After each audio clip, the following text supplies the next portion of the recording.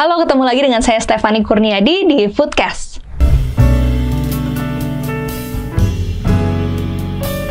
Oke, ini adalah 7 cara ya yang teman-teman bisa ikutin supaya bisa bikin konten yang FYP di TikTok. Yang pertama itu adalah terkait kebiasaan nih teman-teman. Kalau misalnya pengen bisa ahli banget bikin konten yang FYP di TikTok, artinya kita harus memahami konten-konten seperti apa yang menarik di TikTok. Nah, cara paling pertama dan harus teman-teman ikutin itu adalah memang kitanya sendiri ini punya kebiasaan setiap hari itu ngeliatin TikTok. Supaya kita tahu ya kebiasaan konten-konten yang banyak view-nya ya, sampai ratusan ribu sampai jutaan itu konten-konten seperti apa sih? Nah, disitulah kita akan nanti belajar dan memahami sebenarnya cara kerja TikTok itu seperti apa. Jadi, harus mulai hari ini setiap hari buka TikTok ya. Yang kedua, itu adalah memantau tren-tren yang ada di TikTok. Jadi kalau tren yang ada di TikTok itu biasanya ada dua ya teman-teman. Satu itu adalah tren lagu ya, karena TikTok ini memang adalah media yang berbasis pada lagu.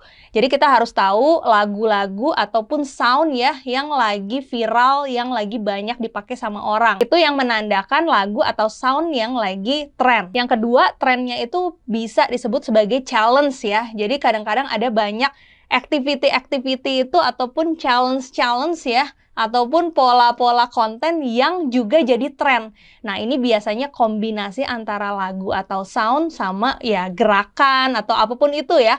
Nah, dua ini yang teman-teman harus selalu pantau ya, dan itu hanya bisa dilakukan kalau balik lagi ke yang pertama ya, tiap hari kita buka TikTok. Yang ketiga, mau nggak mau nih teman-teman, kualitas eksekusi konten kita di TikTok itu harus bagus ya. Jadi sama aja kalau misalnya kita bisnis kuliner, punya produksi ya di kitchen. Pastikan kita juga nyari orang yang sesuai dengan skill dan kompetensinya untuk ada di kitchen kan.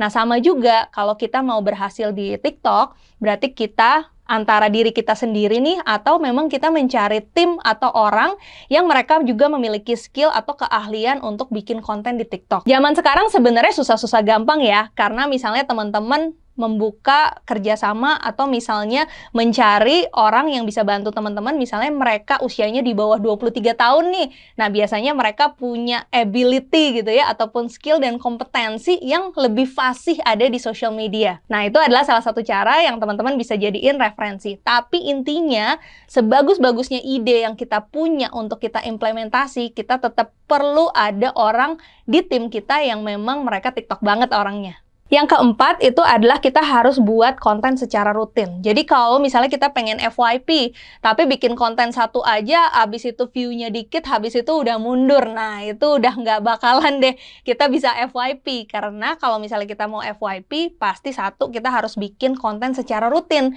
Supaya learning ataupun algoritma yang ada di TikTok juga mempelajari konten seperti apa sih yang sebenarnya rutin kita posting. Kemudian mereka akan mencocokkan dengan audiensnya. Yang kedua adalah soal learning curve-nya. Kalau kita atau tim kita setiap hari bikin konten untuk TikTok, akhirnya kita juga bisa menjadi semakin ahli dan akhirnya kita bisa mempelajari improvement-improvement yang perlu dilakukan di konten TikTok yang kita buat. Nah, untuk awal sebenarnya berapa banyak sih ya? Jika misalnya teman-teman belum bisa setiap hari satu, mungkin bisa per 2 hari sekali. Tapi nanti kalau misalnya udah mulai fasih nih, nah itu sangat disarankan setiap hari ada satu konten yang diposting. Yang kelima, yaitu adalah improvement terus-menerus. Nanti kalau teman-teman sudah secara rutin memproduksi konten di TikTok, pasti akan berasa nih ya, apa aja sih yang harus diimprove, baik dari sisi pemilihan trennya, kemudian dari sisi bagaimana cara kita menghubungkan tren dengan keunggulan-keunggulan produk ataupun brand kita. Atau misalnya dari talent yang ada di dalam video itu, atau misalnya dari cara kita mengeditnya. Nah, improvement ini harus dilakukan terus-menerus dan sangat wajar sekali ya teman-teman kalau belum bisa bagus waktu awal-awal kita buat. Tapi dengan berjalannya waktu, kita sering dan rutin untuk melakukan produksi konten dan kita posting, lama-lama improvement itu juga akan terjadi. Yang keenam, kalau teman-teman baru di awal-awal, itu sangat disarankan bikin konten yang mungkin pendek-pendek dulu ya.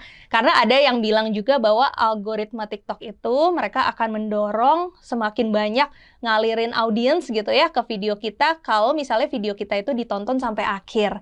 Nah, kalau misalnya teman-teman lihat di konten TikTok kan ada beberapa pilihan durasi ya, supaya peluang agar orang ngelihat videonya sampai akhir lebih besar, teman-teman bisa mulai dari konten-konten yang pendek terlebih dahulu. Nah, supaya mereka juga ngelihat videonya sampai akhir, teman-teman bisa selipin tuh kata-katanya ya. Misalnya, tonton sampai akhir ya. Oh, ada kejutan nih di akhir. Atau hal-hal yang mendorong mereka juga menonton sampai akhir. Dan yang terakhir ya, yang ketujuh adalah kemampuan untuk melakukan editing video dengan style-style TikTok yang kekinian. Nah, zaman sekarang tuh udah banyak banget ya apps yang bisa digunakan juga.